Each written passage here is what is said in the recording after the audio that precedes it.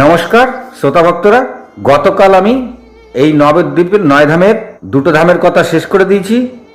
অবশ্যই আপনারা সেটা দেখে নেবেন। আর আজকে আমি বাকি 7টা ধামের কথা সম্পূর্ণ শেষ করব আপনাদের কাছে। স্কিপ না করে পুরোটা দেখবেন, তো আপনারা জানতে পারবেন নবদ্বীপের যে 9টা দ্বীপ, এই 9টা দ্বীপের সম্পূর্ণ তত্ত্বকথা আমি আপনাদেরকে জানাচ্ছি। খুব মন দিয়ে শুনবেন। তো চলুন পরবর্তী 7টা দ্বীপের সম্বন্ধে আমরা সম্পূর্ণ তত্ত্ব জেনে নিই। তৃতীয় দ্বীপের নাম হচ্ছে মধ্যাহ্ন দ্বীপ। এখানে মহাপ্রভু মধ্যাহ্নের সময় তিনি সপ্ত ঋষিকে দর্শন দিয়েছিলেন। অতএব দিনের মধ্যাহ্নের সময় দর্শন দেওয়াতে ওই দ্বীপের নাম হয়ে যায় মধ্যাহ্ন দ্বীপ। তারপরে চতুর্থ দ্বীপের নাম হলো কলদ্বীপ। এমন নাম কেন হলো? কারণ এখানে ভগবান কোল রূপে আবির্ভূত হয়েছিল। কোল মানে বরাহ, অর্থাৎ বরাহ অবতার, আর তাই এই দ্বীপের নাম কোলদ্বীপ। পঞ্চম দ্বীপ হলো জাহ্নবী দ্বীপ। কারণ এখানে ভগবানের দর্শনতু জাহ্নবী নামে এক ঋষি এখানে বহুকাল তপস্যা করেছিলেন। তারপরে তিনি এই দ্বীপের ওপরে একটি আশ্রম তৈরি করেছিলেন বসবাস করার জন্য। আর এই কারণে গঙ্গার এই স্থানে এই দ্বীপের নাম হয় জাহ্নবী। এরপর ষষ্ঠ দ্বীপের নাম হলো ঋতুদ্বীপ। এই দ্বীপের এমন অদ্ভুত নাম হলো কি করে? কারণ এই দ্বীপে 6 ঋতু একসাথে অবস্থান করেছিলেন। ভক্তরা যদি এখানে আসেন তবে দেখতে পাবেন 6 ঋতু একসাথে ভগবান গৌরাঙ্গ মহাপ্রভুর ভজন করছেন, এবং তাদের মূর্তির এখানে এখনো আছে, মানে বর্তমান সময়েও সেই 6 ঋতুর মূর্তি রয়েছে যারা মহাপ্রভুর ভজন করছেন।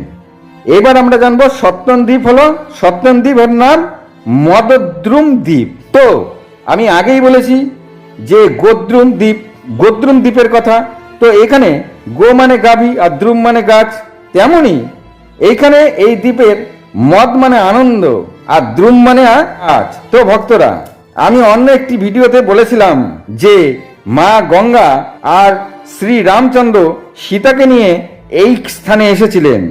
তো ব্যাপারটা এখানে এটাই, শ্রী রামচন্দ্র ভ্রমণ করতে করতে এই দ্বীপে এসে তিনি ভীষণ আনন্দ উপভোগ করেছিলেন, আর এই কারণে এই দ্বীপের নাম মদদ্রুম দ্বীপ। এরপর অষ্টম দ্বীপের নাম হলো রুদ্রদ্বীপ। অর্থাৎ আপনারা বুঝতেই পাচ্ছেন, যেমন পার্বতী গৌরাঙ্গ মহাপ্রভু তপস্যা করেছিলেন, ঠিক তেমনি দেবাদিদেব মহাদেব এই স্থানে এসে গৌরাঙ্গ মহাপ্রভুরও তপস্যা করেছিলেন, আর এই কারণে এই দ্বীপের নাম হয়ে যায় রুদ্রদ্বীপ। আর সর্বশেষ বা নবম দ্বীপের নাম হলো অন্তর্দ্বীপ। এই অন্তর্দ্বীপের সম্বন্ধে খুব মন দিয়ে শুনবেন।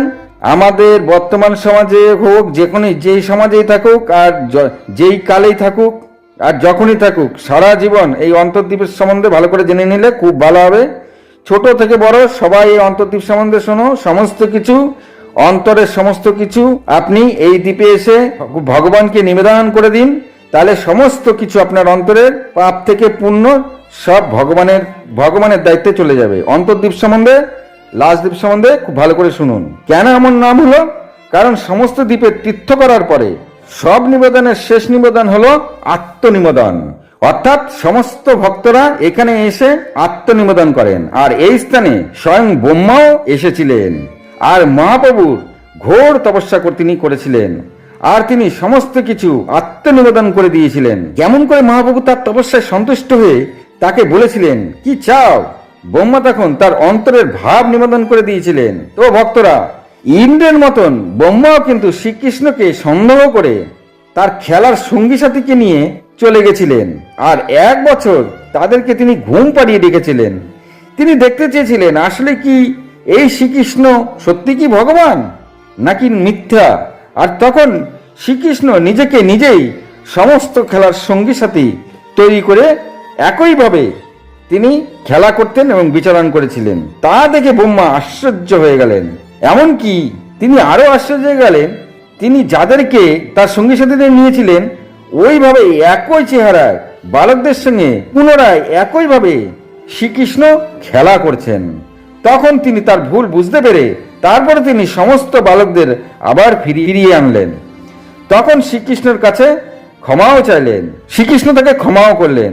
এই ভুল করার জন্য তিনিও অনুশোচনা করতে থাকলেন যে তার দ্বারা কি করে ভগবানকে তিনি চিনতে পারলেন না, এত বড় ভুল হলো কি করে, আর এরপর যেন আর ভুল না হয়।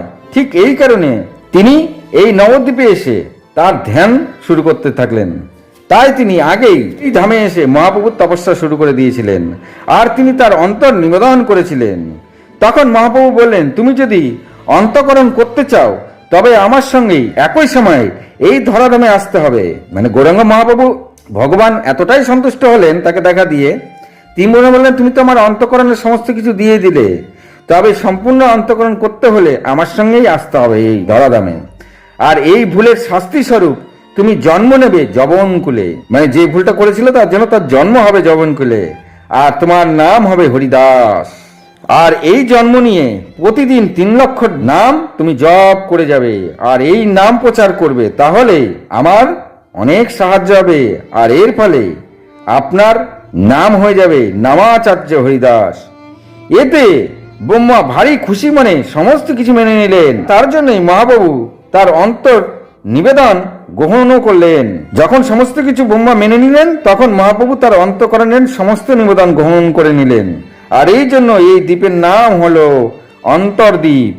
আর সেই সাথে গৌরাঙ্গ মহাপ্রভু তার অন্তরের ভাব ব্রহ্মাকে এই স্থানে প্রদান করেছিলেন। তো ভক্তরা যদি এখানে আসেন তবে অবশ্যই এই স্থানে এসে নিজের অন্তরের ভাব এখানে এসে প্রকাশ করুন। আর শেষে বলি, অবশ্যই চেষ্টা করবেন যেন সারা জীবন এই হরিনাম করে এই ধরাধাম থেকে মুক্তি নিতে পারেন। কেননা সপ্ত জন্মে সপ্ত তীর্থে যা পুণ্য হয়, অথবা 100 বছর তীর্থ করে যা ফল হয়, তাই নবদ্বীপ ধামে এক রাত্র থেকে সেই ফল পাওয়া যায়। তো ভক্তরা আজ এই পর্যন্তই। বলুন কেমন লাগলো, আর সবার শেষে আমার সাথে মনে মনে বলুন, হরি বল হরি বল, হরি বল হরি বল, হরি বল হরি বল। এই পর্যন্তই। নমস্কার, ভালো থাকুন, সুস্থ থাকুন, নমস্কার।